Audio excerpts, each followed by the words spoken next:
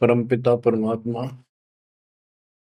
कबीर बंदी छोड़ जी की असीम कृपा से बच्चों आपको आत्म ज्ञान हुआ, साथ में परमात्म ज्ञान हुआ। आत्म ज्ञान है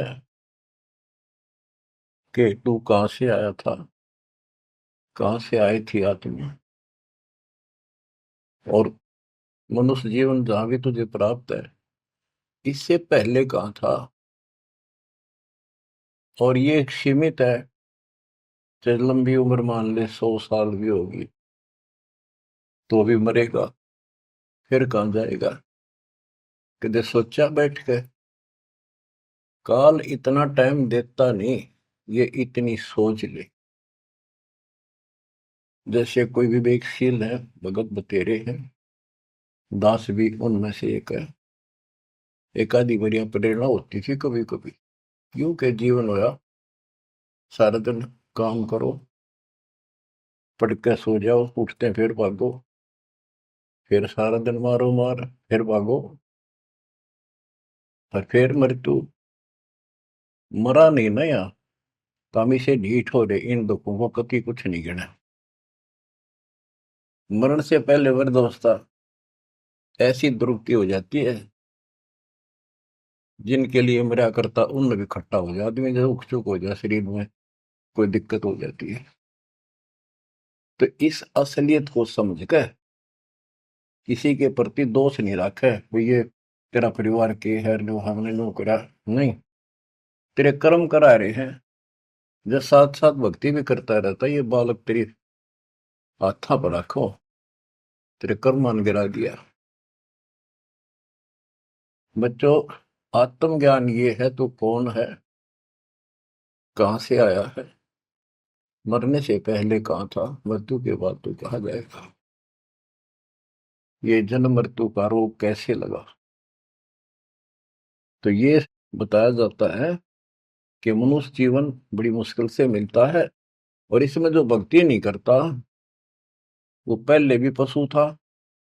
हो सकता है कोई अच्छा कर्म कर रखा हो, जन्म भी मनुष्य का हो सकते हैं, और आगे फिर सत भक्ति ना करने से फिर पीछे तू पशुआ की जय गद्दा बैल बनाई,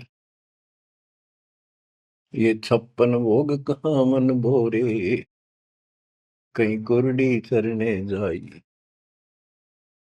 आज मनुष्य सत भक्ति नहीं करी तो अगले जन्म में कुत्ता गधा सुअर गारंटीड है, नरक भोगेगा वो न्यारा। कोई शुभ कर्म किए, स्वर्ग में चले गए, वहां पुण्य खत्म किए, होटल की तरह पूंजी खत्म होते ही नीचे पटक गया। ये प्रोसेस असंख्य जन्मों से आपके साथ हो रहा है। तो ये है आत्मज्ञान। तो जीव है, आज मनुष्य कल कुत्ता भी गधा भी बन सकता है, अच्छे कर्म किया हुआ मनुष्य राजा भी बन जाता है, राज पाकर भी फिर क्या बनेगा, फिर पशु बनेगा, देवता भी बन जाते हैं, और देव जन्म को भोग कर पूरा करके फिर कुत्ते गधे बनते हैं। ये काल की भूल भुलैया है, जिसमें हमने क्या करना चाहिए, परमात्मा की भक्ति करनी चाहिए, शुभ कर्म करने चाहिए, अहंकार त्याग कर एक अच्छे इंसान की तरह जीवन जीना चाहिए। अब ये मन में आती थी तो पता नहीं था करें तो करें क्या, सारा दिन पेट के लिए पागल की तरह घूमना करना पड़ता है, 100 जगह डांट खानी पड़े, किसी की झूठ बोलनी पड़े, किसी का सच बोलनी पड़े, कर्म फोड़ के सारा दिन करा हुआ है। ये है आत्मज्ञान। अब इसका विकल्प क्या है, सभी संत बताते हैं भक्ति करो, परमात्मा की भक्ति करो। वो परमात्मा कौन है, बात यहां बिगड़ रही है बच्चों। परमात्मा की तड़प होती है पाने की आत्मा को पिछले संस्कार से, तो ये समझ नहीं आती कि भगवान कौन है, कैसा है। यहां समस्या अड़ रही थी, बात यहां बिगड़ रही थी। ये ज्ञान तो आम दे दिया जाता था कि भाई भक्ति करो, मनुष्य जीवन बार बार नहीं मिलता, आपत्ति जीवन में आती है, भगवान उन कष्टों को दूर करता है। परमात्मा कुछ भी कर सकता है, राजा को रंक बना दे, अंधे को आंख दे सकता है, निर्धन को धनी बना सकता है। अब वो परमात्मा कौन है? सभी कोई ना कोई, जैसे हिंदू खासकर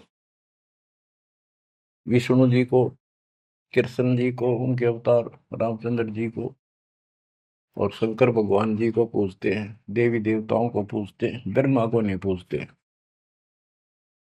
ब्रह्मा को दुर्गा ने श्राप दे रखा है कि तेरी जगत में पूजा नहीं होगी, इसने झूठ बोल दिया था। तो कहने का भाव ये है कि सब परमात्मा को निराकार बताते हैं और पूजा साकार रूप में किसी न किसी की देव की करते हैं। तो यह पूजा भगवान की तो नहीं हो सकती जब तुम किसी अन्य को पूज रहे हो और उसको निराकार बताते रहे। तो बच्चों, ये ज्ञान नहीं था, अज्ञान था, इसका कोई सिर पैर नहीं था। 600 साल पहले भगवान ने आके बताने की चेष्टा की, किसी ने कदर नहीं करी। तो बच्चों, आत्मज्ञान और परमात्म ज्ञान दोनों ही संत बताते हैं, तत्वदर्शी संत बताता है। जिसको खुद भगवान आके बताता है वो ज्ञान आगे प्रचार किया जाता है।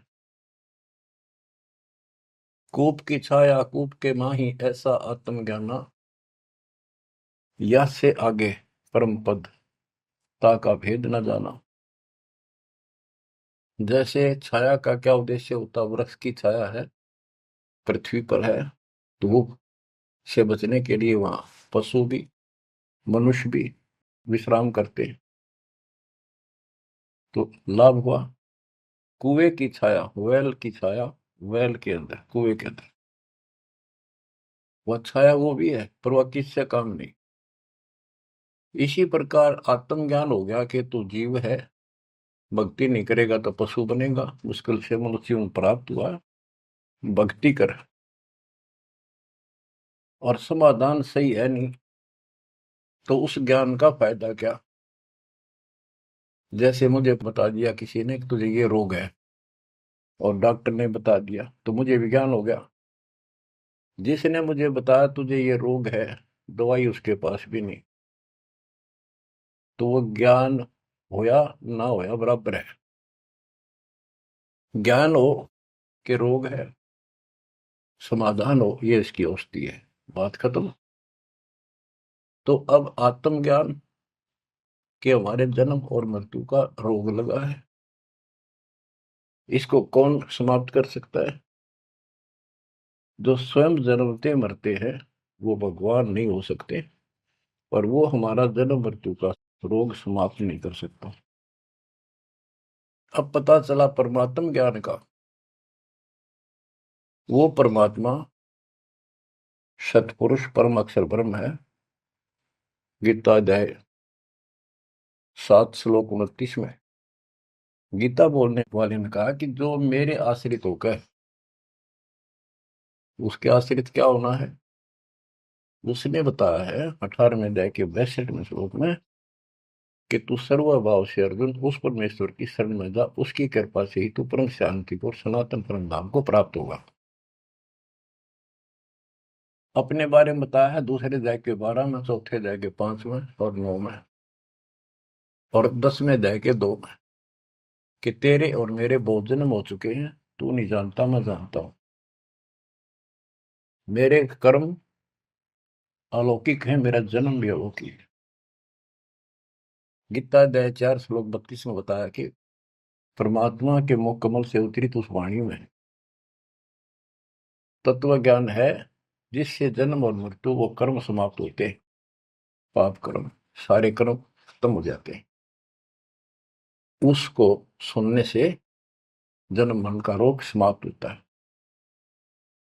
चौथे अध्याय के 34वें श्लोक में कहा कि उस तत्व ज्ञान को तत्वदर्शी संतों के पास जाकर समझ, उनको दंडवत प्रणाम कर, कपट छोड़कर नम्रतापूर्वक सरलतापूर्वक उनसे प्रश्न कर, तब वो तत्वदर्शी संत तुझे परमात्म तत्वों का ज्ञान कराएंगे। गीता बोलने वाला ये कहते हैं कि श्री कृष्ण जी है, और इसी को इस सर्वशक्तिमान अजन्मा, इसकी कभी मृत्यु नहीं, को माँ बाप ने कैसे अज्ञात सोच थी। ये खुद कह रहा है कि मेरे जन्म मृत्यु होते हैं। दूसरे अध्याय के 70वें श्लोक में कहा कि अविनाशी तो और है, वो है जिसको मारने में कोई सक्षम नहीं है, जिससे सारा संसार व्याप्त है। 18वें अध्याय के 46वें श्लोक में ये कहा। तो बच्चों, अब ये कहा कि ये जो मैंने बताया है इसने जो ध्यान से सुन लेगा और इसको कर लेगा कि तत्वदर्शी संत की खोज कर लेगा, वो 7वें अध्याय के 29 पे आता हूं। मेरे आश्रित होकर जो जरा और मरण, यानी जरा वृद्धावस्था का दुख, मरण मृत्यु के कष्ट से छुटकारे के लिए, मोक्ष के लिए जो प्रयत्न करते हैं, साधना करते हैं, इस संसार की और किसी वस्तु की इच्छा नहीं रखते, वे तत्ब्रह्म को, संपूर्ण अध्यात्म को, और यानी पूरा तत्व ज्ञान, सूक्ष्म वेद और सभी कर्मों को वो जानते हैं। गीता ने 8वें अध्याय के प्रथम मंत्र में पूछा कि किम तत्ब्रह्म, वो तत्ब्रह्म क्या है। 8वें के 3 में गीता ज्ञानदाता ने उत्तर दिया, वो परम अक्षर ब्रह्म है। अब सुन लो बच्चों परमात्म ज्ञान।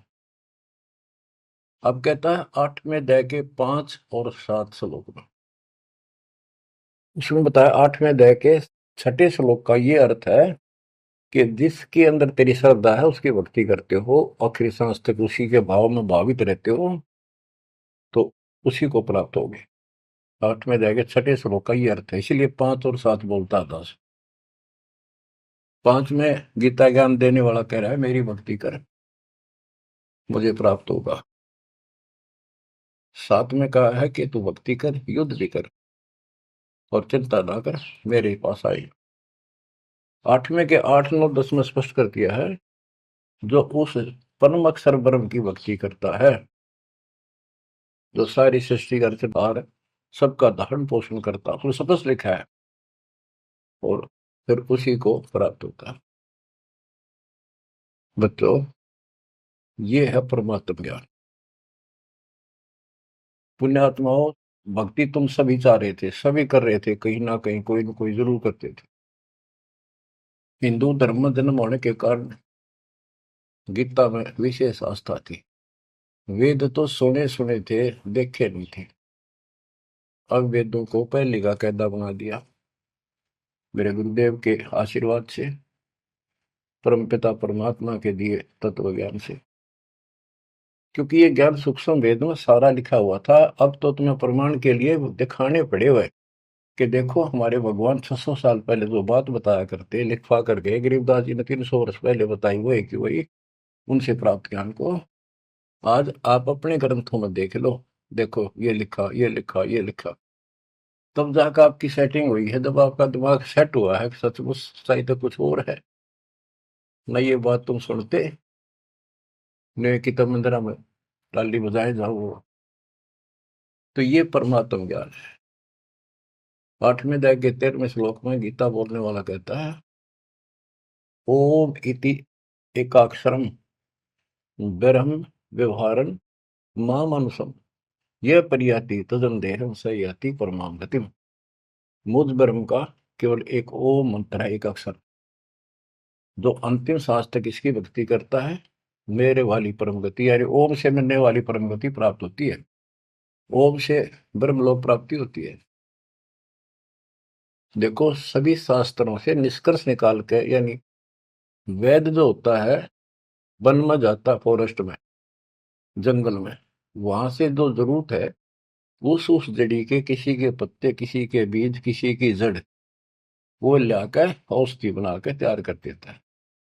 तो इसी प्रकार दास ने एक औषधि तैयार करी है, इन शास्त्र रूपी गुणों से निकाल निकाल कर वह मूल वस्तु आपको दी है। अब क्या है, श्री देवी भागवत पुराण के अंदर देवी जी दुर्गा जी अपने शिष्य अपने भगत हिमालय राजा से कहती है कि उसने कहा जी मुझे ब्रह्म ज्ञान बताओ ताकि मेरी मुक्ति हो। तो उसने कहा कि तू फिर और सब पूजा छोड़ दे, मेरी भी छोड़ दे, सब में तो ये आ जाता है, सब छोड़ दे, केवल एक ओम नाम का जाप कर, इसके जाप से तू उस ब्रह्म को प्राप्त होगा जो ब्रह्मलोक में रहता है, तेरा कल्याण हो। तो इति सिद्धम के ओम नाम के जाप से ब्रह्मलोक प्राप्ति है।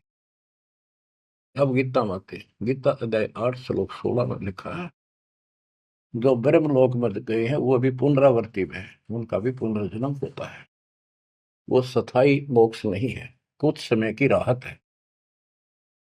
वो इन स्वर्ग वाले ब्रह्मा विष्णु महेश वाले स्वर्गों से कुछ ज्यादा समय मिलता है, उनकी पूंजी ज्यादा होती है जेब में, वो खर्च होते फिर धरती में पटक देते।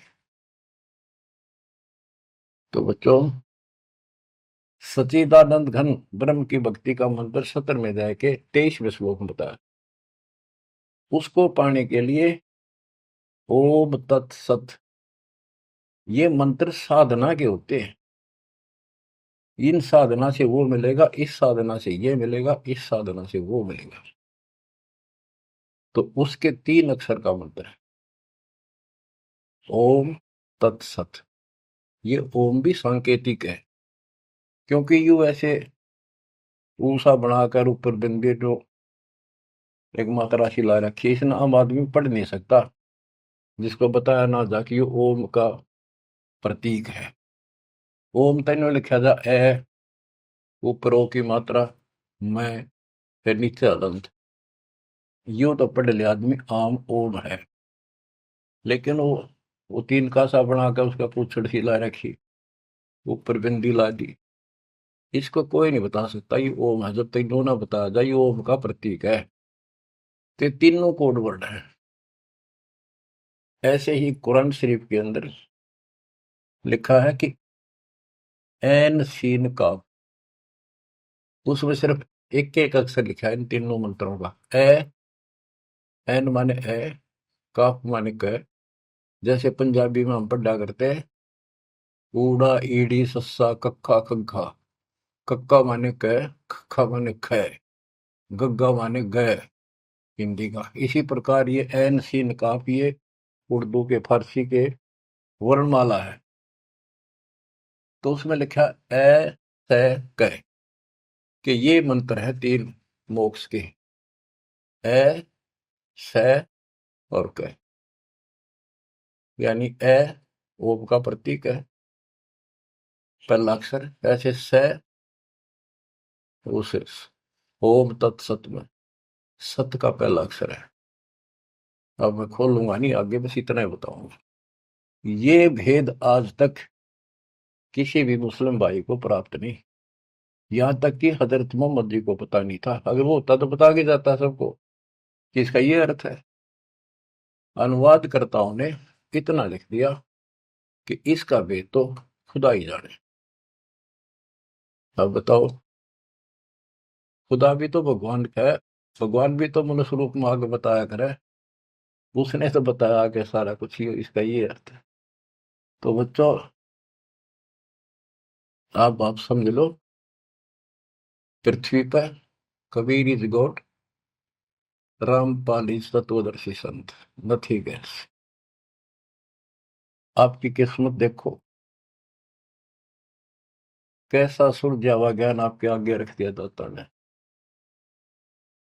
घर घर बोध विचार हो दुर्मति दूर बहाए, आज घर घर बैठे कान ला कर सुन लाग रहे हो मालिक की चर्चा को।